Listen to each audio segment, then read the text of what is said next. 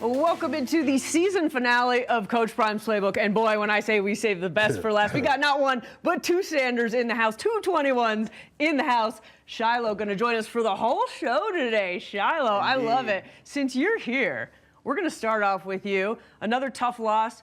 What's Prime really like when you guys lose? Well, we haven't lost almost our whole lives, so I'm not really used to like seeing him after a loss, but I don't know how he's been taking it because this is really new for him. Any team we've ever been on, we've won. We're going to win. Yeah. We're going to win. One thing about he and Shedeur, he's right. We really hadn't lost in our lives, especially consistently. But they always handle their business, and I respect the heck out of that because they know you can't lose and have your sons a part of the equation of the loss. They got to be complementary to the win, not the loss.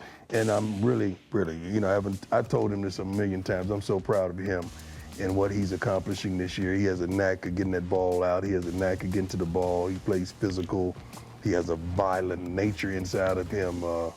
And I love the way he's going about his job this year. I was actually saying off air, I love the way Shiloh plays. He just plays hard-hitting football. It's so fun. But you look even in the NFL, I always say, I feel like it's hard to play defense these days. Do you ever think about, can I sustain that at this level and at the next level? Yeah, it's really just up to the refs. And I see a lot of hits they make in the NFL that, you know, if you go according to the targeting call I had, it wouldn't be targeting the NFL, but I've seen a lot of vice versa calls. So it's really just up to the ref, but there's nothing I could control. I just got to play hard. Well, I told him the money is getting the ball. Yeah. Forget the hitting. But when you hit them hard enough, the ball come out, though. I want you to, but I really want you to go get that ball. Yeah. You know, go get that football. You know, sometimes they say with turnovers, some guys just have a knack. Yeah, right? That's how it is. Yeah, getting the ball. He does. You got that? You got that turnover gene? What's that about? I mean, how do you get yourself in the right spot to get that ball? I just get the call from Coach Kelly, you know, and just do my job, try to do it full speed, and things just happen, you know. Yeah. You got to pray before the game, so things just work out. Yeah. I want to go back to something you said at the beginning when you talk about you guys have kind of won your whole lives. Yeah. What have you learned about yourselves this season when you said this is one of the most trying seasons of your life? Yeah, well, first of all, I said that, and I was up under the influence of a lot of medication. Fair. Let's get this straight. Disclosure. I mean, I was out of it. Like, I don't even remember the flight home. I was so medicated, and I was so darn sick that night before and leading up to that game. I think he came in and checked on me once before the game, and they playful. I'm sick as a dog. I'm on IVs, and they want to play, want to joke and clown. But it was tough. It was tough, and when I say one of the toughest times, just like to reiterate what Shiloh said, we hadn't lost, and we're gonna win, and he knows the process, and we've been places when we was in Jackson. It's the same darn process, isn't it? Just think about it like this, like, you know, this is our coach. He's the leader of this team, and if he could play, you know, that could help us a lot, but he can't play, so he wants to win, but all he could do is just, you know, try to lead us to win, but the players have to actually go out and do the things the coaches call.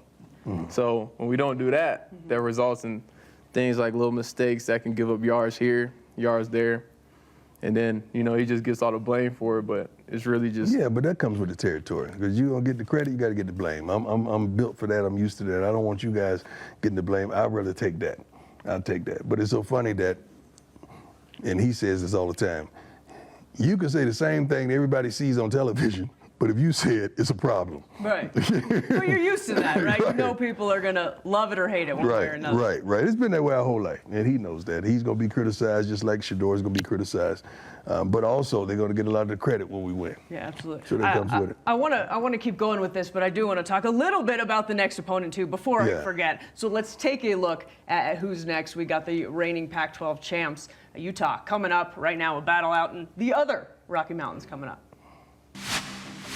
Once again, Barnes off the screen, got a block from Keaton Bills, and Sione Faki into open space again, and he is in! Jaquindon Jackson breaks through the daylight. Jackson to the 10. Jaquindon Jackson with a house call. And it's first touchdown for Utah. That's over the middle for Baki. Short cut, end zone, wow! All right, let's take a look at the Utes, 7-4. They did just lose to Arizona.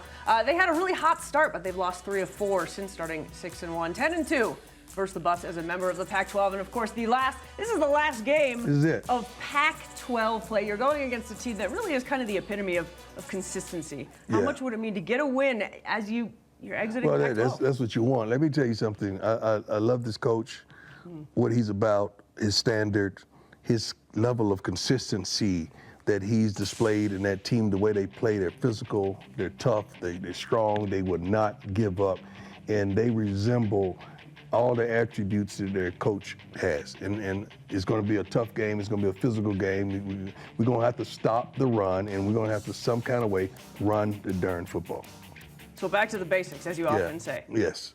Yes. Run the ball, blocking and tackling. Well, that's what it comes down to every week. It's what it comes down to every week. And they get more, I think they get more frustrated than I do, because they know what we want and what I expect.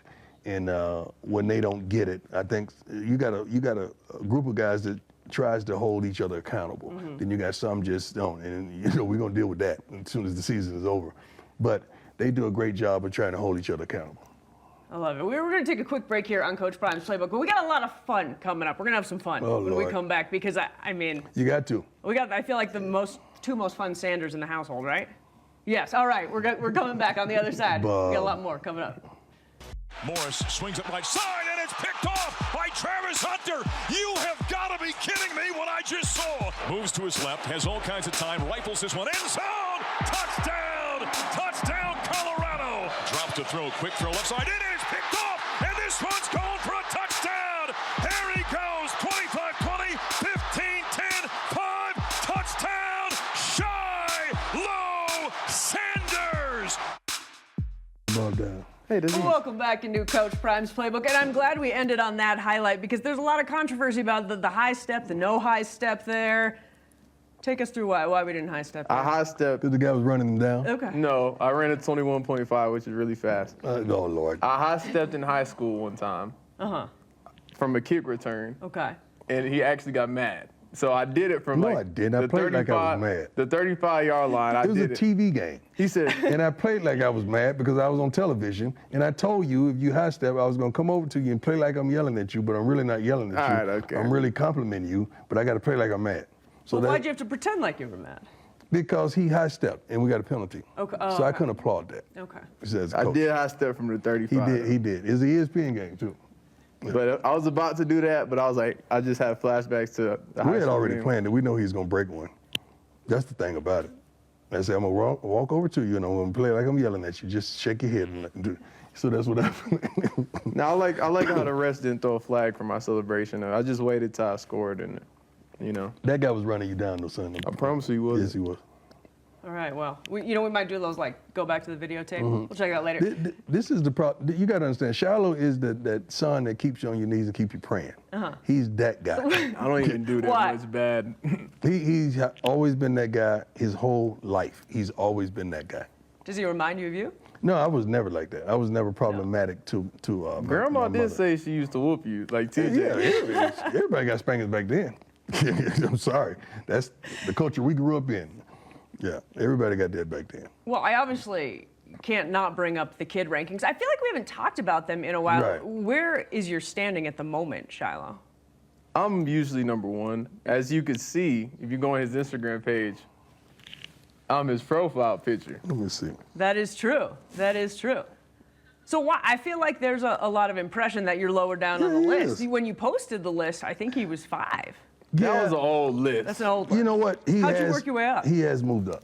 I just been myself, it just happens. Like He hadn't done anything stupid to make me mad. Yeah. Pretty much. Okay. really, the thing how it goes, I just remain me, and then they do stupid things. Okay. Like my siblings will do stupid things. I like it. So by default, I'm just And he okay. will let you know what they did so he could go up in the rankings. There you go. He definitely will sell them out. That's smart. You He got will, he will throw you up under the bus in a heartbeat. I mean, you're competitive on the field. I assume you're competitive off it. you very got to much. keep tabs, very right? Much, very much. So any commercial we shoot, he gets mad at why do the other kids make the same amount of money he does?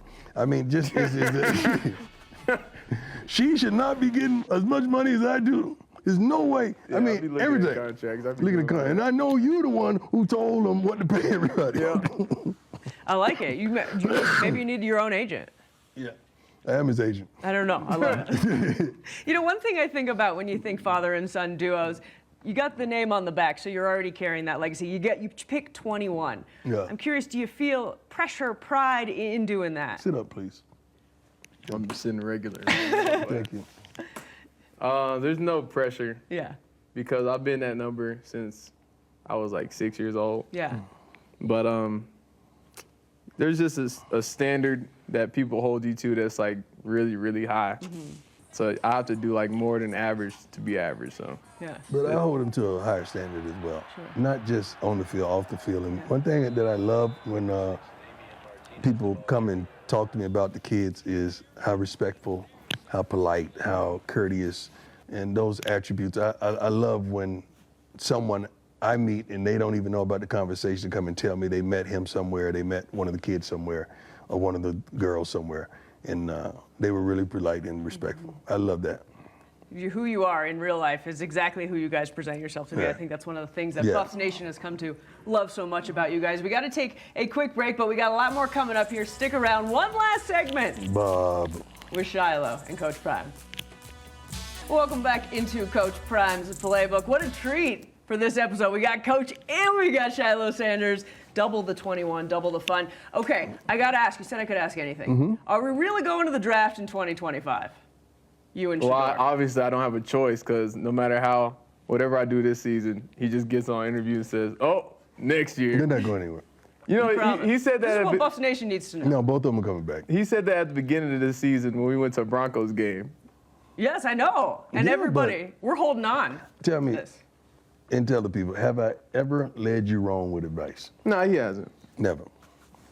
Look, I'll tell Never. you what. We here in Buffs Nation, this is what we want to hear. So we're gonna take that as gospel. Right. That's weird. What's your best memory of this season, Shiloh? Let me start with you.